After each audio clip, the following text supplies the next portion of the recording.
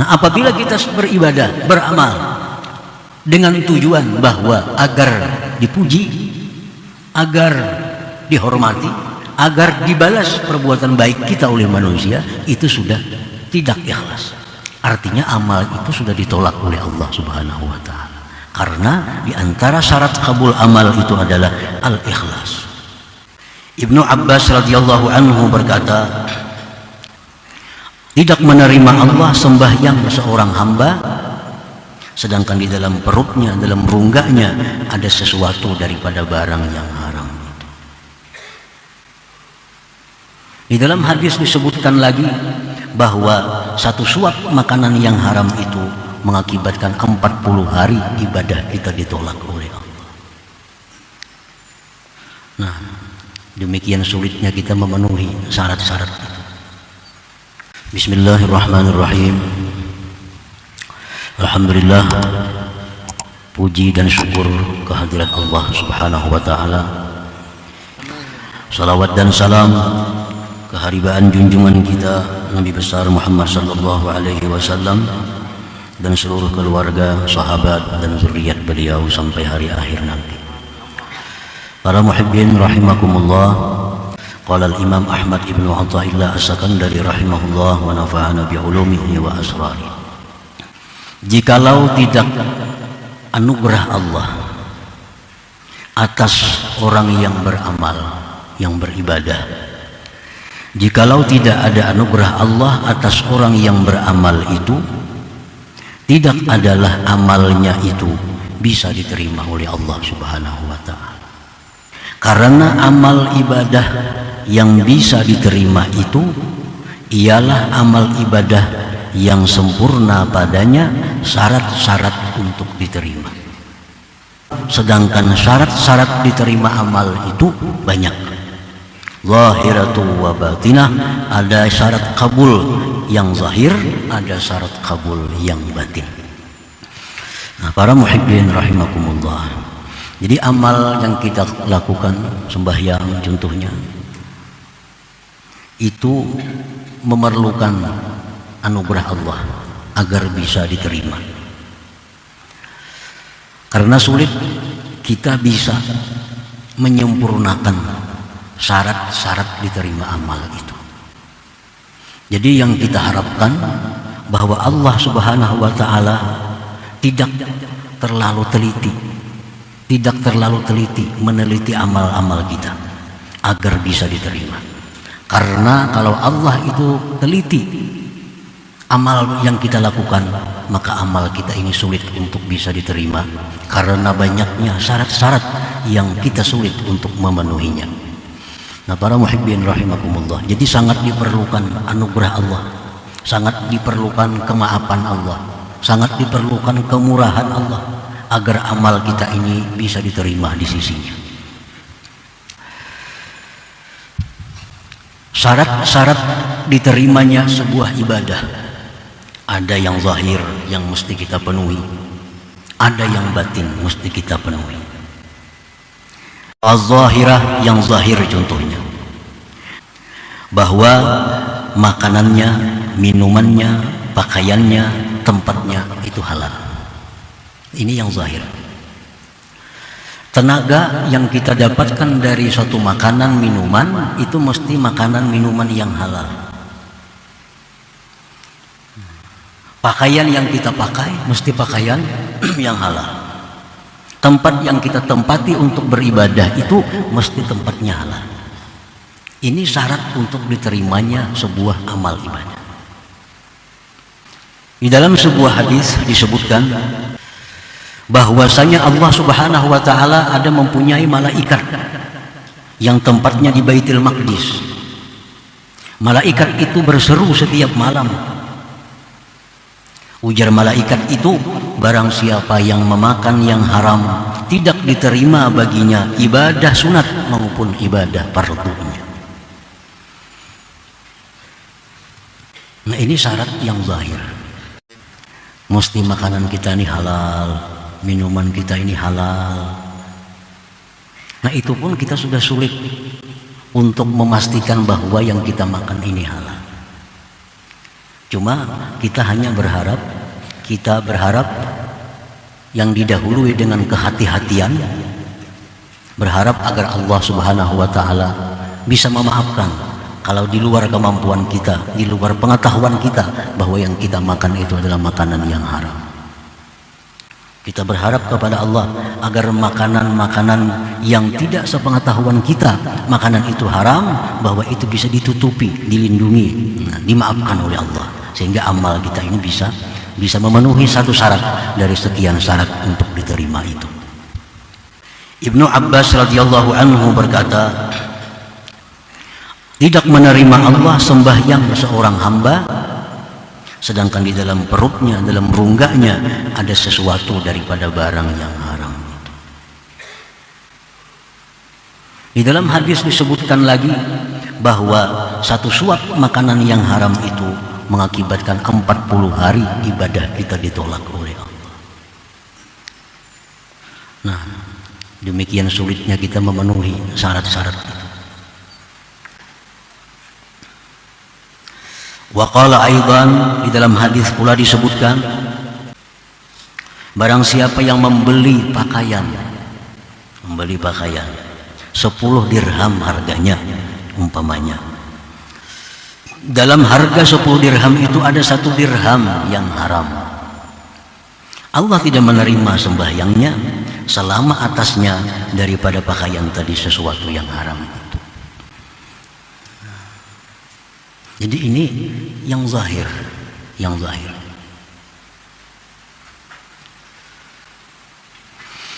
Nah, para muhibbin rahimakumullah, kalau sudah kita nyata-nyata melakukan yang haram, sudah nyata-nyata kita makan makanan yang haram, itu kita kada bisa mengharapkan anugerah Allah untuk bisa diterima, karena sudah nyata-nyata dengan sengaja kita makan makanan yang haram.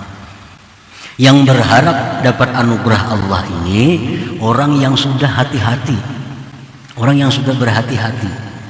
Nah, tetapi kehati-hatian itu terbatas. Banyak hal-hal yang haram yang tidak diketahuinya, yang di luar dari kemampuannya. Nah, itu yang bisa berharap Allah menerima ibadahnya itu. Itu yang bisa berharap bahwa Allah memaafkannya dari karena memakan yang haram yang di luar pengetahuannya itu, yang di luar kesengajaannya itu. Nah, kalau kita sudah nyata makan yang nyata-nyata hasil yang haram, hasil pakaian didapat dari yang haram, itu kita pakai pakaian yang dari haram ini, kita makan makanan yang duitnya dari yang haram, lalu kita berharap bahwa kita dimaafkan oleh Allah, nah itu tidak akan terjadi, tidak akan mungkin. Kalau berharap, berhenti terlebih dahulu, taubat terlebih dahulu, nah berharap kemudian. Para muhibbin rahimakumullah, contohnya yang zahir lagi, syarat kabul itu seperti ridhal walidain, keridhaan dua orang tua kita. Orang-orang yang durhaka kepada ibu bapaknya, ini Allah tidak ridha kepadanya. Ridallah fi ridhal walidain, keridhaan Allah itu terletak pada keridhaan ibu bapak. Nah, kalau ibu bapak kita atau salah satunya tidak ridha dengan perbuatan kita, tidak suka dengan kelakuan kita, maka ibadah kita pun tertahan, tidak akan bisa sampai ke hadirat Allah, karena ridha Allah tergantung kepada keridhaan mereka. Orang durhaka lawan ibu bapak, lalunya ahli ibadah, ibadahnya sia-sia. Ahli ibadah, ahli wirid, ahli tahajud, puasa tiap hari, tapi dengan ibu bapak durhaka. Nah, ini sia-sia ibadahnya, ditolak oleh Allah Subhanahu wa Ta'ala. Ridha zauj, contohnya lagi yang zahir, ridhanya suami. Nah, perempuan-perempuan, istri-istri yang durhaka kepada suaminya, itu jangan berharap amal ibadahnya diterima oleh Allah sebelum dia mendapat keridhaan dari suaminya. Apabila seorang perempuan ini pernah melanggar apa yang dilarang oleh suami, nah ini durhaka kepada suaminya, beribadah setelah itu ibadahnya tertolak sebelum dapat keridhaan daripada suaminya. Nah, ini contoh syarat-syarat diterima amal yang zahir. Contohnya lagi, asyahna, berbantah.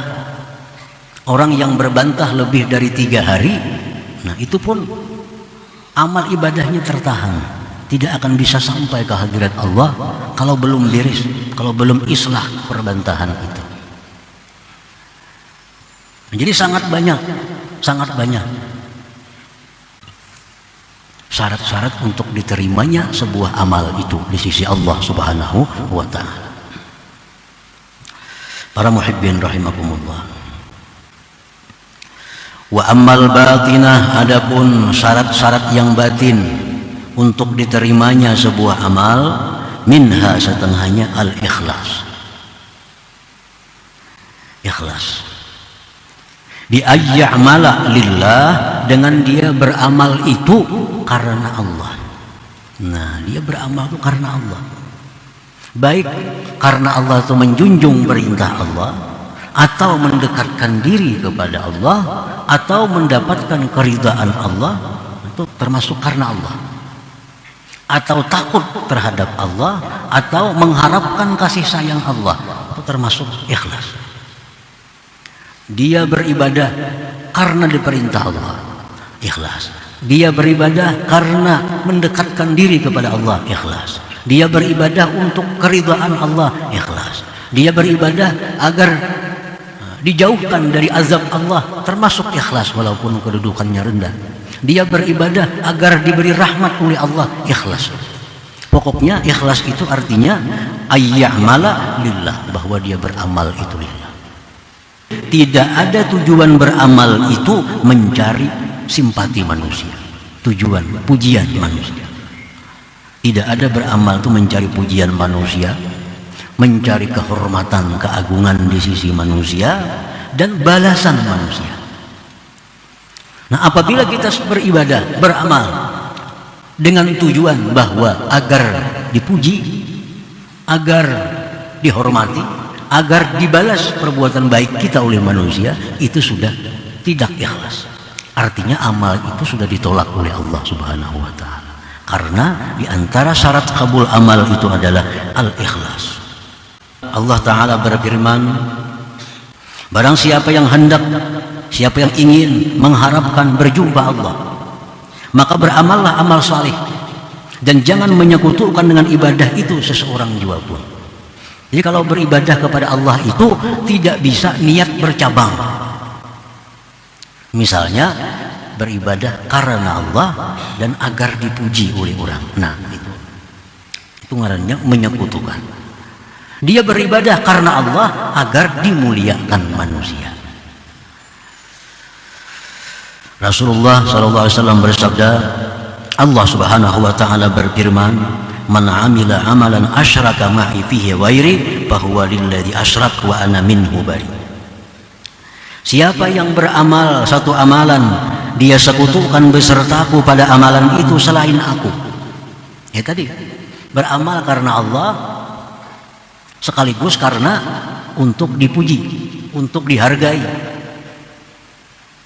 Nah, Allah Subhanahu wa ta'ala berfirman dalam hadis qudsi, fahuwa lilladzi asyrak wa ana minhu bari. Ujar Tuhan, itu hanya untuk sekutuku dan aku tidak akan ikut campur dengan itu. Aku berlepas daripada itu. Jadi Allah Subhanahu wa ta'ala itu kadang bisa disekutukan tujuan kita. Kalau tujuan karena Allah, ya karena Allah. Kalau bergabung dengan yang lain, Allah melepaskan dirinya. Nah, ini syarat kabulnya amal batin. Ikhlas ini kan urusan batin. Sebagian lagi daripada syarat batin agar amal itu diterima, bahwa yang beramal ini mesti berlepas dari daya dan upayanya. Dia tidak menisbahkan amal itu kepada dirinya dan daya upayanya. Orang yang beramal kadang merasa bahwa beramal itu dirinya, tetapi adalah dengan daya upaya Allah. Orang yang beramal ini kadang merasa bahwa beramal itu kemampuan dirinya. Nah, makanya dalam surat Fatihah dijelaskan, iyyaka na'budu wa iyyaka nasta'in. Artinya apa? Hanya kepada Engkau kami beribadah, hanya kepada Engkau kami minta pertolongan. Artinya beribadah tapi dengan pertolongan Allah. Artinya memakai aku, tapi aku yang didaya upayakan oleh Allah. Mbak aku juga, aku salli, aku sembahyang, jangan ditinggal akunya. Karena dalam surat Fatihah itu na'budu, iyyaka na'budu, itu menunjukkan ada aku. Tapi aku ini aku yang tidak bisa lepas daripada nasta'in, aku yang tidak bisa lepas dari daya dan upaya Allah Subhanahu wa taala. Jadi orang mengatakan bahwa sembahyang mbak aku aja syirik, kada baakuan, kada sembahyang ngarannya. Siapa yang sembahyang? Allah Ta'ala sembahyang. Allah memerintahkan kita sembahyang. Jadi aku sembahyang, cuma aku yang didaya dan upayakan oleh Allah Subhanahu wa taala. Jangan menisbahkan amal kepada diri sendiri. Karena menisbahkan amal kepada dirinya, menisbahkan amal kepada daya upayanya, itu semacam syirik yang tersembunyi. Jadi kita beringat benar itu bila akun itu. Ingat benar bila aku tuh, jangan aku murni, artinya aku itu aku yang didaya upayakan oleh Allah Subhanahu wa taala. Ayo coba aku puasa, aku bersedekah, aku berzakat, aku berbuat baik, aku menolong orang. Tapi jangan sampai lupa, aku itu aku yang tidak berdaya, aku yang didaya upayakan oleh Allah. Bila kada ingat itunya, nah itu menggugurkan amal, menggugurkan pahala amal.